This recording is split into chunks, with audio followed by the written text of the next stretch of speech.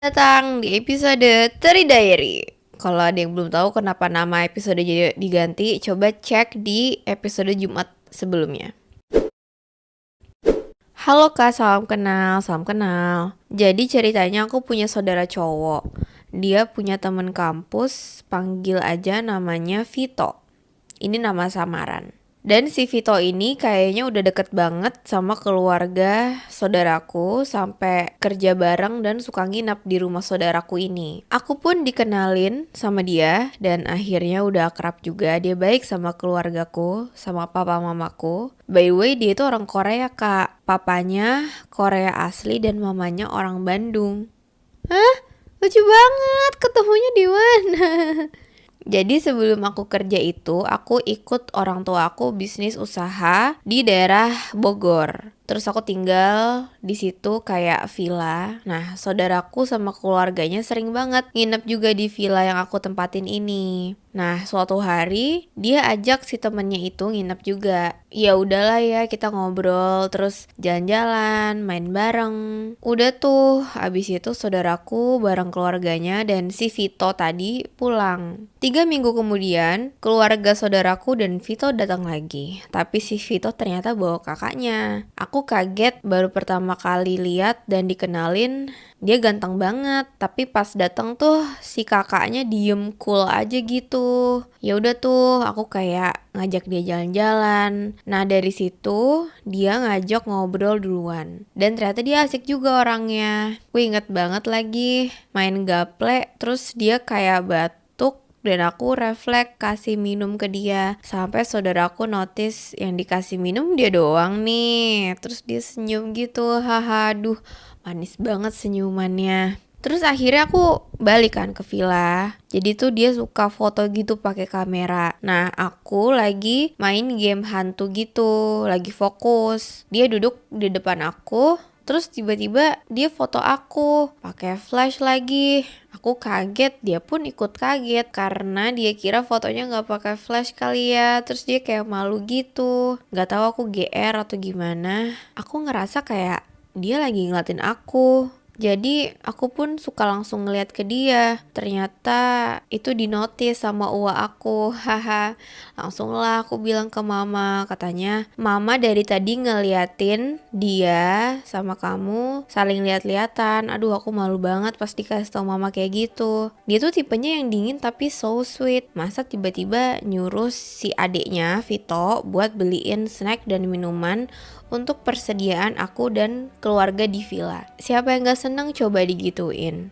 3 hari bareng sama dia, tiba-tiba aku mikir, ini kali ya namanya cinta pada pandangan pertama. Tapi sepintas aja sih, takutnya suka karena dia ganteng. Karena orang Korea tipe aku banget. Udah tuh akhirnya dia pulang sama keluarga saudaraku. Dan yang aku kaget, dia minta nomor aku ke uwa aku. Katanya mau kasih foto. Padahal bisa kan ya kasih ke saudaraku aja. Tapi kenapa dia minta nomor aku segala? Beberapa hari kemudian aku balik ke Jakarta karena mau ada saudara aku yang nikah. Aku update di Instagram story kalau aku balik ke Jakarta. Dia reply nanya aku di Jakarta. Terus kayak dia ngajak ketemu lagi barengan sama adik dan saudara aku. Dan akhirnya kita mau main aja ke apartemen dia. Jadi dia sama adiknya sewa apartemen tinggal bareng karena orang tuanya ada di Jogja. Udah tuh aku janjian sama saudaraku. Aku minta jemput tapi saudaraku gak mau karena kejauhan. Aku bilang lah ke dia, kan naik ojek online. Terus dia bilang, oh kamu naik ojol, naik taksi online aja, jauh tahu. Ya aku bilang biar cepet gak macet karena dari Jakarta Timur ke Jakarta Pusat pas malam tuh lumayan macet. Dia nanya dong alamat aku di mana. Dia bilang bakal jemput aku dari kantornya. Gimana gak meleleh sih. Dia akhirnya jemput aku. Terus dia pamit ke orang tua aku dan dia bukain pintu mobilnya. Di situ aku salting sih. Ya kayak semuanya salting ya kalau dibukain pintu. Aduh, 8 bulan kemudian aku dapat kerja di Jakarta dan aku pun balik ke Jakarta dan stay lagi di sana. Udah akhirnya aku kerja dan gak lama kemudian aku pindah lokasi kantor ke Jakpus dan itu deket sama apartemen dia. Ya namanya kangen, aku coba chat dia duluan nanya lokasi kantor aku deket gak sama apartemen dia. Ternyata deket. Akhirnya dia ngajak aku makan malam bareng. Aku mau dan akhirnya kami pun jalan. Aku baru kali ini ketemu orang yang emang bener-bener bisa buat aku nyaman. Dia cerita tentang keluarga, tentang kerjaan, dan aku pun begitu. Sampai akhirnya aku berpikir, I think I really like him. Kami tuh gak pernah chat intens, tapi ya kalau aku upload story dia suka reply dan sebaliknya. Karena aku tahu dia cuek dan dingin banget. Tiba-tiba kami chatan lagi terus, kayak dia ngajak makan malam lagi di apartemen dia. Aku seneng banget jujur berduaan sama dia kayak ngobrol soal banyak hal. Tapi ya udah, habis dari situ ya kita nggak chatan lagi, cuma saling lihat story aja. Kalau ada perlu baru chatan lagi. Curiga nih di sini nih. Terus berjalanlah beberapa bulan dan aku kangen sama dia. Aku beranikan diri lagi chat dan ajak dia ketemuan. Udah akhirnya kita ketemu di mall makan bareng, tapi waktu lagi makan dia bilang gini, menurut kamu orang Batak tuh gimana sih? Aku bilang ya nggak tahu, beda-beda sih. Ada yang keras tapi pasti baik-baik lah orangnya. Terus aku tanya kenapa? Dia bilang aku mau dikenalin cewek sama temen aku. Kan? Wah, aku kaget banget dan kayak langsung down sih. Terus aku tanya, kamu mau? Dia jawab, ya nggak tahu sih, belum jawab juga. Aku udah nggak konsen banget, pengen banget bilang, gue cemburu woy lo bilang gitu. Udahlah, habis makan kami ngopi dan ngobrol lagi. Kayak ya udahlah ya, baru mau dikenalin doang, berharap aja nggak jadi. Tapi pas pulang tetap kepikiran sih sampai galau. Aku cerita ke mama dan mamaku kayak kasih saran, ya udah bilang aja ke dia perasaan kamu gimana. Ya udah, akhirnya aku basa-basi chat dia, nanyain mau emang dikenalin sama temennya itu dan bla bla bla. Udah ngobrol bentar, akhirnya aku bilang ke dia kalau aku itu nyaman sama dia. Dan ya jawaban dia adalah iya, gak apa-apa, santai, kamu udah aku anggap kayak keluarga. Terlalu sadis caramu. Nangis gak sih? Kayak lo udah buat gue mikir lo itu suka sama gue. Sampai mama dan uwa gue juga ngira hal yang sama. Tapi ternyata cuma dianggap keluarga. Sakit banget gak sih? Dari situ ya udah, kita lost contact sampai akhirnya ketemu lagi di rumah saudara aku karena dia lagi ulang tahun. Akhirnya setelah sekian lama gak ketemu, aku bisa ngobrol sama dia. Tapi tiba-tiba pas lagi ngobrol, saudara aku datang dan aku dikasih tahu kalau dia udah punya pacar. Makin patah hati aja, nyesek senyesek-nyeseknya. Aku sampai nangis ke mama dan saat itu juga minta pulang. Setelah hari itu, kami lost contact lagi sampai setahunan lebih. Terus dipertemukan lagi di rumah saudaraku. Aku juga kaget kenapa waktu aku datang dia juga ada. Padahal aku lagi berusaha banget gak mau ketemu dia. Aku sempat diam kayak gak mau say hello duluan. Dia sempat nanya aku kenapa, tapi pas aku mau ngomong sama dia ada aja hambatan. Entah Vito ngajak ngomong, entah saudara aku ngajak makan, pokoknya ada aja setiap kali aku mau ngajak ngobrol dia tuh ada yang ganggu. But I miss him so much. Ngeliat dia aja udah happy ternyata. Udah tuh akhirnya kayak cuman sebentar ketemu dia. Dan sampai sekarang aku gak pernah ketemu dia lagi. Tapi beberapa minggu aku chat dia kayak basa-basi nanya kabar dia dan nanya dia kerja di mana. Karena waktu itu dia mau resign dari kantor lamanya. Dan gak tahu kenapa aku pengen banget confess. Selama ini aku udah pendem begitu lama. Akhirnya aku ungkapin semua ke dia dan ya jawaban dia emang gak akan bisa sesuai ekspektasi aku. Dia jawabnya ngalor ngidul kemana-mana, dibilang lagi sibuk dan lain-lain, pokoknya gak pernah nyambung. Tapi aku tahu secara langsung dia ngasih tahu kalau dia gak ada rasa balik ke aku. Dan ya udah aku bilang makasih aja ke dia. Ginilah akhirnya, cuma dianggap keluarga. Dan anyway dia tuh non muslim juga, kami gak seagama. Dan sekarang dia punya pacar muslim. Dan itu yang ngebuat aku sakit banget karena ini pacar pertama dia yang muslim. Dan kata saudaraku dia ada niatan masuk Islam. Aku senang tapi tahu kan kalau maksudnya cowok udah rela mau masuk agama orang yang dicintainya, tandanya mau ke arah mana. Aku cuma bisa senyum dan mencoba menerima. Intinya kisah cinta aku gagal. Aku belum bisa lupain dia sampai sekarang. Doain ya, semoga aku bisa melupakan dan mengikhlaskannya. Makasih sudah dengar ceritaku, maaf kepanjangan. Wah, beneran kompleks dan menyakitkan. Patah hatinya tuh jadi kayak potongan roti tawar. Jadi setiap lapisnya tuh alasan kita sakitnya tuh beda-beda. Walaupun itu dari roti yang sama, dari orang yang sama. Dan gak enak sih kayak gini. Kita dikecewainnya, dibuat sedihnya tuh bukan karena satu alasan, tapi karena banyak alasan dan emang gak enak banget. Bukan gak enak lagi kali ya, emang udah sakit banget. Dan aku yakin banyak dari kita yang paham soal perasaan patah hati yang semacam ini. Cuman ini cukup sering terjadi gak sih?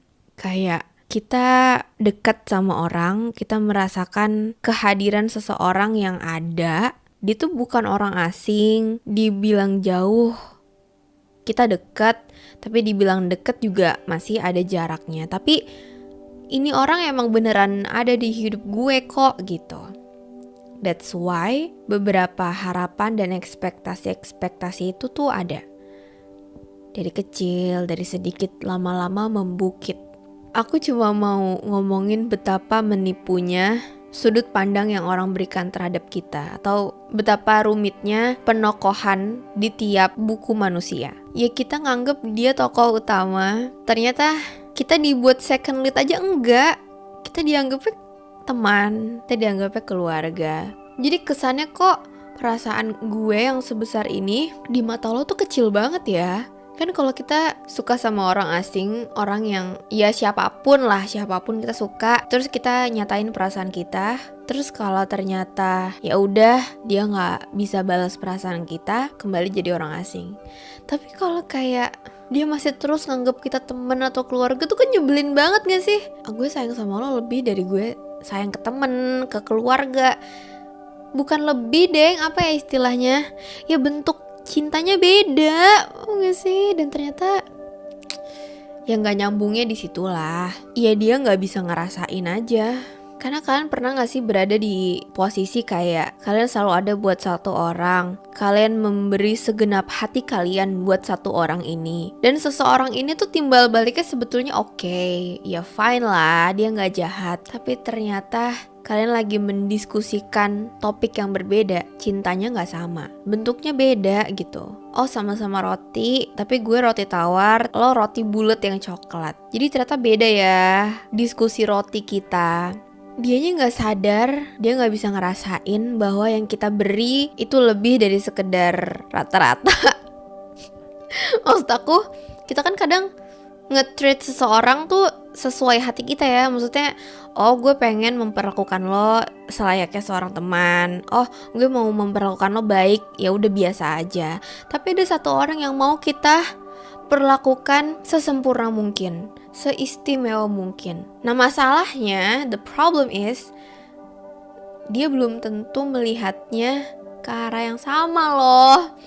Dan menurutku itu yang bikin sedih sih. Oh semua yang gue lakuin menurut lo tuh adalah perlakuan umum seorang teman ya. Oh ternyata lo gak sadar kalau yang gue lakukan nih berbeda gitu. Dia gak bisa sadar. Entah gak peka, entah bukan kita yang benar-benar dia mau, banyak alasannya. Cuman mungkin dari hal-hal semacam ini kita harus bisa melatih hati, melatih perasaan. Gak tahu ini bisa atau enggak, supaya gak buru-buru yakin sih. Karena keyakinan tuh kadang bisa mematahkan. Apalagi keyakinan agamanya juga beda nih.